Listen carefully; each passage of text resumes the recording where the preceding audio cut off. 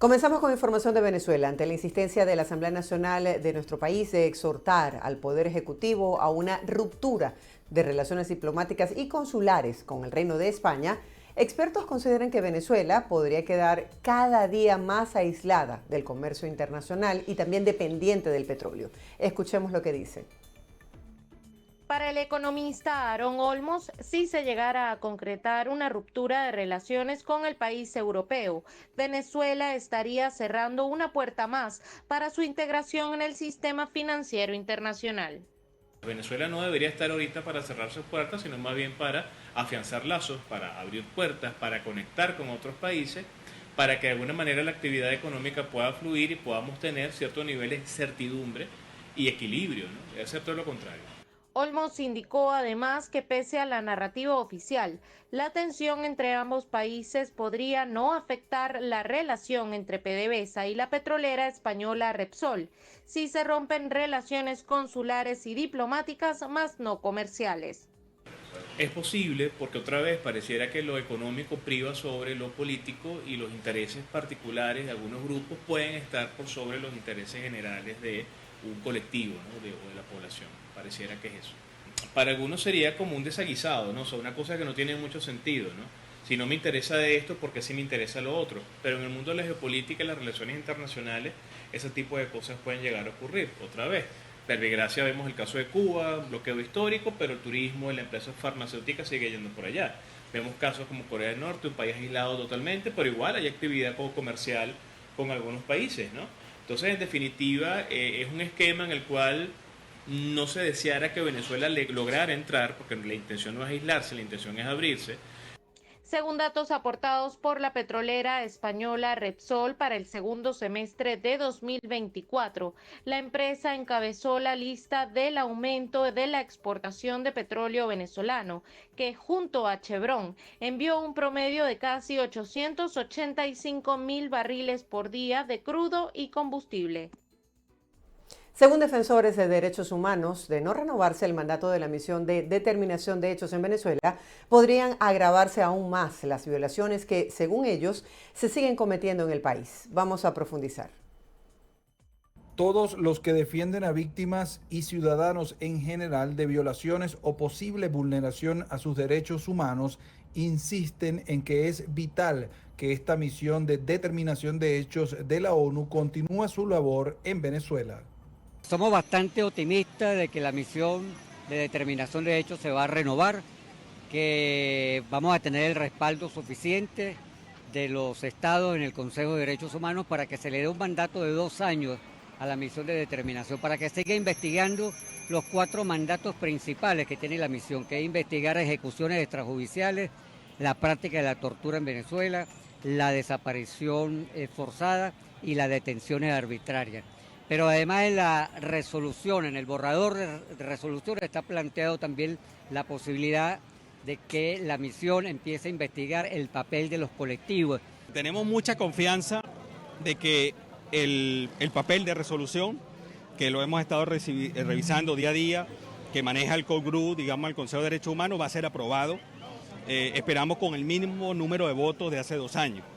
Eso sería el mínimo, ¿verdad?, del esfuerzo de los países que están interesados que en Venezuela se respete y haya garantía de los derechos humanos. Destacan el papel en la búsqueda de la verdad que están realizando los expertos de la misión. La misión de determinación ha hecho recomendaciones a la Corte Penal y a distintos organismos internacionales para que se siga efectuando mecanismos que puedan reducir las graves violaciones de los derechos humanos y que puedan iniciarse investigaciones en contra de personas determinadas. También este organismo ha hecho recomendaciones para que la comunidad internacional tome medidas y busque soluciones al conflicto que hoy vive Venezuela. Para este jueves, el Consejo de Derechos Humanos con sede en Ginebra discutirá la posible renovación o no de la misión de determinación de hechos y el trabajo de sus expertos sobre las presuntas violaciones a los derechos humanos en Venezuela. Continuamos con más información. Familiares de ciudadanos venezolanos detenidos en las protestas postelectorales denunciaron que a los privados de libertad les han sido violentados sus derechos. Escuchemos cuáles son las denuncias que ellos plantean. Familiares de detenidos en las protestas por la cuestionada reelección del presidente de Venezuela, Nicolás Maduro, denunciaron el martes violaciones de derechos humanos. En el occidental estado Lara, reclamaron un régimen de visitas, la designación de abogados privados en vez de defensores públicos y garantías de alimentación de sus parientes detenidos en la cárcel de máxima seguridad Tocuyito, ubicada a 177 kilómetros de sus lugares de residencia.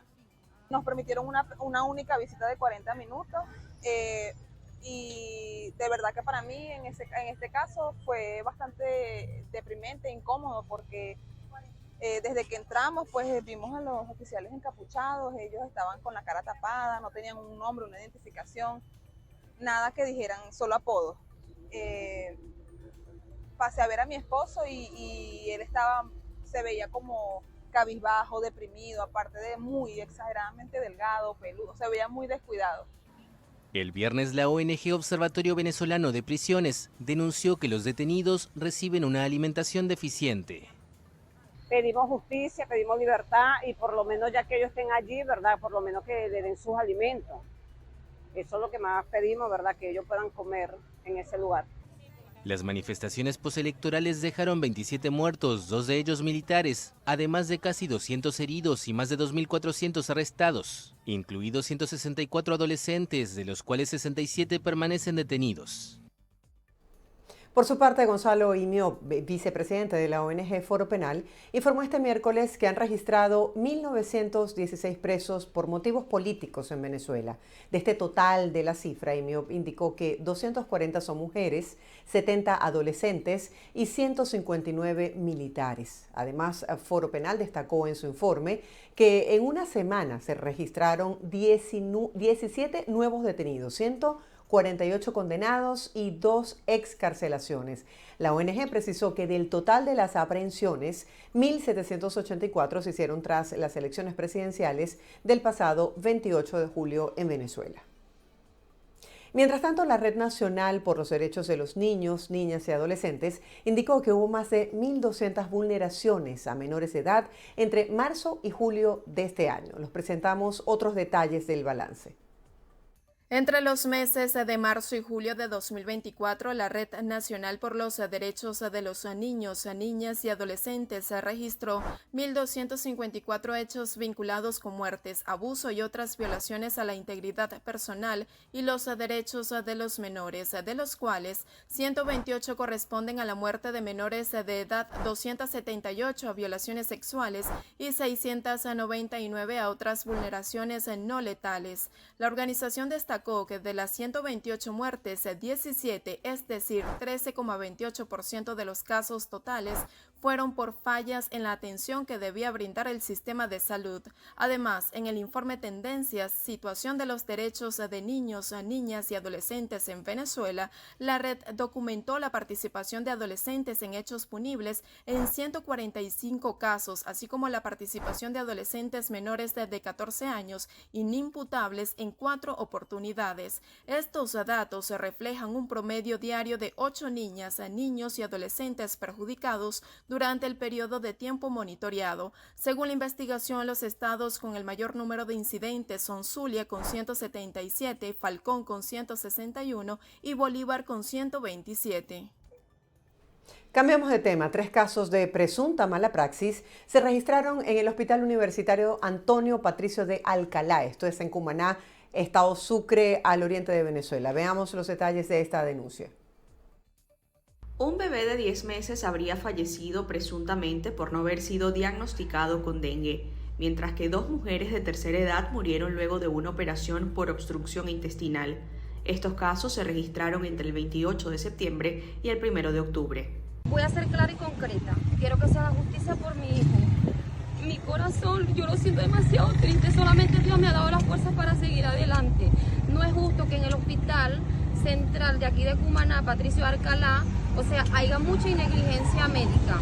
Ya a mi mamá le habían hecho hasta un tacto rectal y la doctora se dio cuenta que mi mamá estaba dura, los enemas no le hacían nada. Y desde ese sábado 28 la dejaron esperando desde las 11 de la mañana hasta el domingo a las 6 de la mañana que la meten a operar. Para que saliera después la cirujana Isabel a decirnos, lo siento mucho, su mamá ya tenía perforaciones. Los familiares exigen justicia por esta situación, mientras que el personal de salud fijará su posición próximamente. En otras noticias les contamos que la Asociación de Transporte de Carabobo denunció irregularidades en el suministro de combustible. Ellos aseguran que fueron expulsados de esta organización tan solo por pedir auditoría. Escuchemos detalles de lo ocurrido.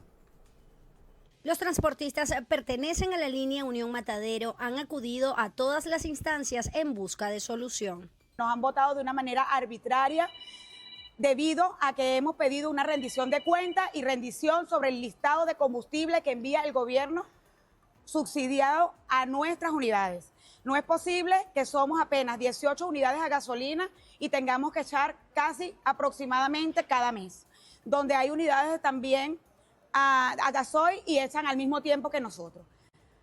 Hay otra cosa que está pasando, nos están pasando la huella por 120 litros cuando realmente nos dan 70 en gasolina y nos dan 80 en gasoil. Yo como madre de familia y sustento de hogar me veo afectada por el mal procedimiento porque realmente ha sido una violación al debido proceso, a nuestro derecho al trabajo, un derecho constitucional que se viene violentando por parte de las autoridades en nuestra organización.